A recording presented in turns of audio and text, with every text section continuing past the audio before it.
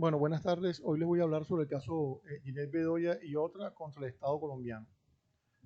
Bueno, este caso le sucedió a la periodista Ginette Bedoya en el año 2000, el 25 de mayo del año 2000, cuando la periodista Ginette Bedoya de Lima fue secuestrada a las afueras de la cárcel nacional Modelo, ¿no? Esto fue en la ciudad de Bogotá. Durante un secuestro de aproximadamente 16 horas, la víctima fue realmente abusada y torturada sexualmente, psicológicamente y físicamente. Y en diversas ocasiones los secuestradores durante este bochornoso acto le decían que era para amedrentar a los periodistas. ¿Sí? En ese momento ella trabajaba para El Espectador, cubriendo noticias relacionadas a los centros penitenciarios y los delitos y crímenes que se cometían ahí dentro.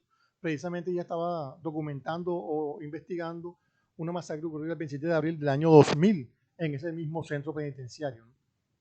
Eso a grosso modo es el hecho que llevó a la FLIP, que es la Asociación de Periodistas, a llevar este caso a la Corte Interamericana de Derechos Humanos.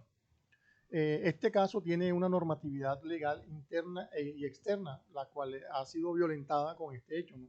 En cuanto a la normatividad internacional, pues tenemos algunos artículos y códigos tanto de la Convención Americana como de la Convención Interamericana para prevenir y erradicar la violencia contra la mujer, o sea, la Convención Belén do Pará, y también la Convención Interamericana para prevenir y sancionar la tortura, o sea, que es la CIPST, ¿no? Y también, lógicamente, el código, como normatividad interna, pues podemos citar el código penal, porque todos los delitos que se cometieron fueron penales, ¿no? Por ejemplo, el artículo 168, concordante con el 170, el artículo 137, el 138, todos del código penal, ¿no? Y también, pues lógicamente, la Constitución Política de Colombia, que no puede quedar por fuera, también fue violentada con este delito, ¿no?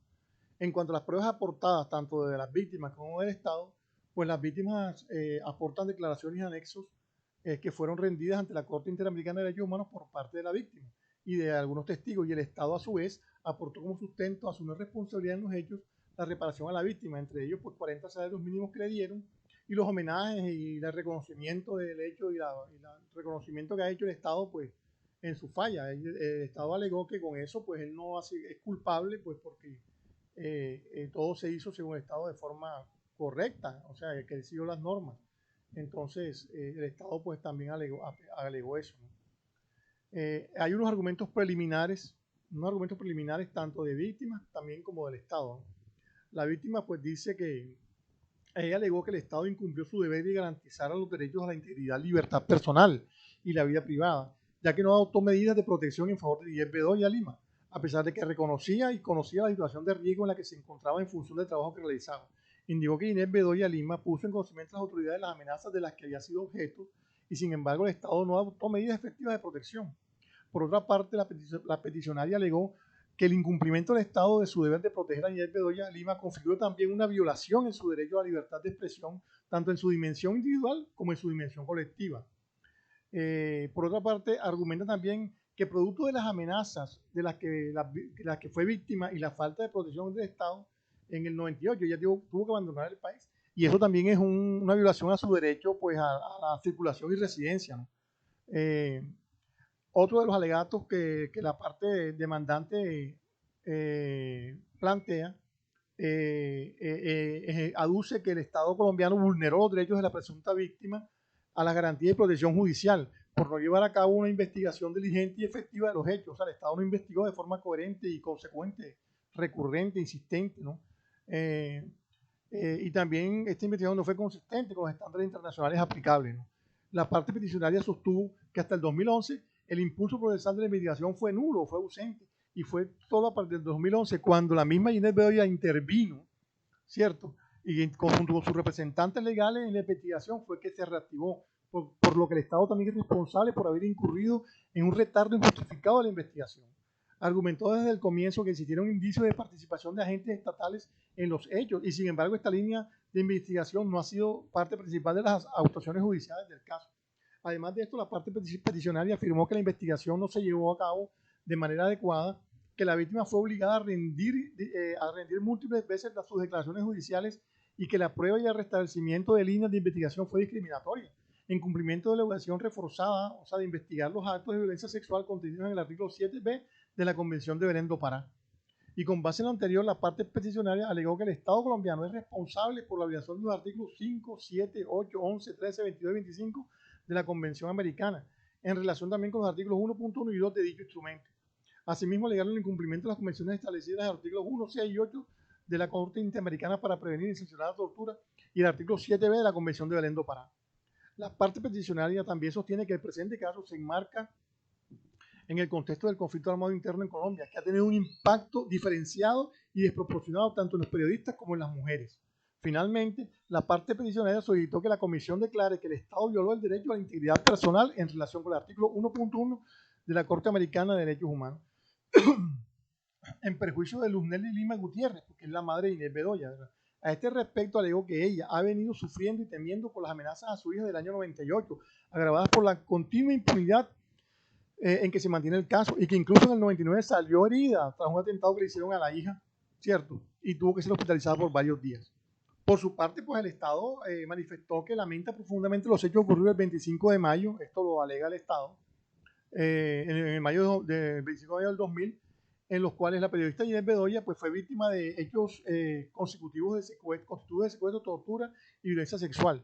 Y expresó su reconocimiento a la labor periodística de Inés Bedoya. Asimismo reconoció que sí existió un contexto de violencia contra los periodistas para la fecha de los hechos que conforman el presente caso, y solicitó a la Corte Interamericana de Derechos Humanos las medidas legislativas y de política pública que propendan por el respeto y garantía del ejercicio de la actividad periodística. El caso, el periodista y el acceso a la justicia respecto a los delitos de violencia sexual contra mujeres dentro y fuera del conflicto armado.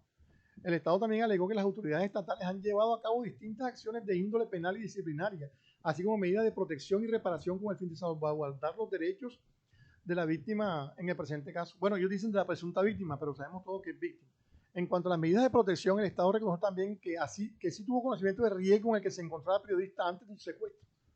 Y sobre las investigaciones relacionadas con los hechos ocurridos el 25 de mayo del 2000, el Estado argumenta que las autoridades han actuado de manera objetiva e integral, siguiendo los procedimientos constitucionales y legales establecidos, y que el fruto de este trabajo se han logrado avances significativos.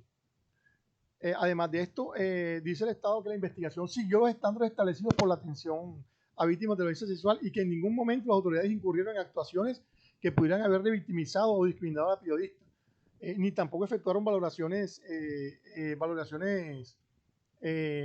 estereotipadas, ¿no?, en la investigación. El Estado alegó que al inicio de la investigación no existían suficientes elementos probatorios para proseguir una línea de investigación relacionada con la participación de agentes estatales en estos hechos, ¿verdad? Porque no, según el Estado no había pruebas en el momento para eso, pero que después de eso, o sea, recientemente se han llegado por eso nuevos elementos que sí guían a la investigación o la desvían hacia ese sentido. O sea, que el Estado sí está reconociendo que hubieron entes del Estado involucrados en este delito, ¿no? Sobre las medidas de reparación integral, bueno, el Estado indicó que por medio de la Unidad para la Atención y Reparación Integral a las Víctimas, se le otorgó a la víctima un monto de 40 salarios mínimos mensuales vigentes, en calidad de medida de indemnización.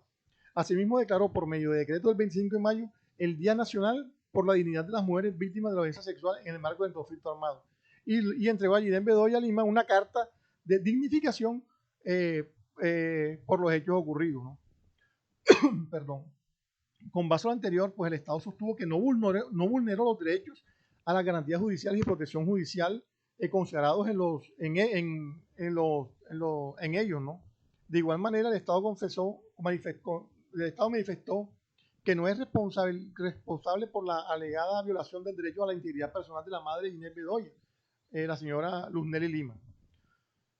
Conclusiones de la Corte Interamericana de Derechos Humanos, pues con base a las consideraciones de hecho y de derecho expuestas, la Comisión Interamericana concluye que el Estado colombiano es responsable por la violación de los derechos a la vida, integridad personal, libertad personal, vida privada, libertad de expresión, igualdad ante la ley, todo esto considerados en los artículos 4.1, 5.1 y otros más de la Convención Americana, en conexión todos con el artículo 1.1 del mismo tratado, el artículo 7b de la Convención Belén do Pará y los artículos 1, 6 y 8 de la CIPST, en perjuicio, lógicamente, de Inés Bedoya.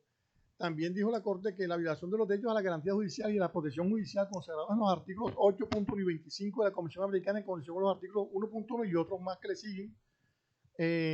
Y también la Corte dijo que también la violación del derecho a la integridad personal consagrada en el artículo 5.1 de la Convención Americana en conexión con el artículo 1.1 de dicho tratado. O sea que se configuran pues violación a derechos a la vida, derechos a las garantías judiciales y violación a derechos a la integridad personal. Todo esto le fue violado a la señora Ginette Bedoya. O sea, uno a veces piensa que un delito de violación y secuestro y ya, ¿no? Y hay una serie de series conexas, de ramificaciones que se derivan, que también involucran otros derechos inalienables que se le violaron a la periodista, ¿no? Entonces, sobre la pregunta que si se han decretado medidas cautelares, pues no se han decretado medidas cautelares, pero sí la Corte hizo unas recomendaciones. La Corte hizo unas recomendaciones al Estado colombiano. Como primera medida, la Corte manifiesta o le dice al Estado que realice una investigación completa, imparcial, efectiva, dentro de un plazo razonable que permita esclarecer todas estas circunstancias, ¿no? Pues, que llevaron a estos lamentables hechos, ¿no? Y esto para lograr pues realmente una reparación integral, ¿no? También que adopte, le solicita al Estado colombiano que adopte todas las medidas necesarias para que en el curso de esta investigación y proceso se garantice la seguridad de Ginette Bedoya y su familia. Aparte de esto, pues le solicita que adopte medidas eficaces de protección para garantizar la seguridad de los periodistas en general, mujeres que se encuentran sometidas a un riesgo especial por el ejercicio de este oficio, desde una perspectiva de género. También que implemente programas de capacitación a los funcionarios públicos, fuerzas de seguridad y operadores de justicia, ¿no? Para garantizar que cuenten con los conocimientos necesarios y así identificar actos y manifestaciones de violencia contra las mujeres basadas en el género. Por otra parte, también solicita que implemente medidas para generar conciencia entre la sociedad acerca de la violencia contra las mujeres, sobre todo las mujeres periodistas, ¿no? Basadas en el género, como ataques a la libertad de expresión, así como divulgar información clara sobre los servicios y mecanismos legales disponibles para cumplir con esto, para cumplir con este requerimiento, ¿no? También solicita a la Corte a la Nación que repare adecuadamente las violaciones de derechos humanos declaradas en el presente informe, tanto en el aspecto material y moral en perjuicio de la periodista Ginette Bedoya. ¿Cierto?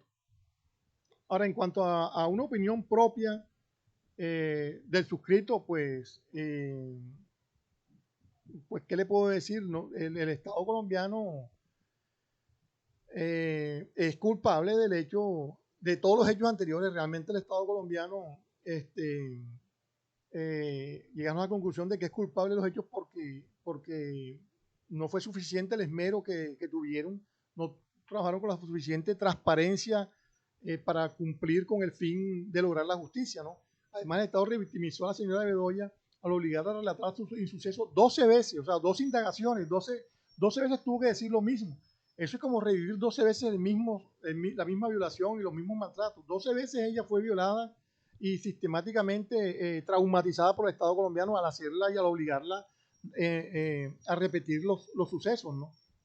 Y además tuvo el Estado una falta además de esto, pues alegó el Estado falta de imparcialidad de los jueces de la Corte y en vez de enfrentar el caso, pues los recusó y se retiró.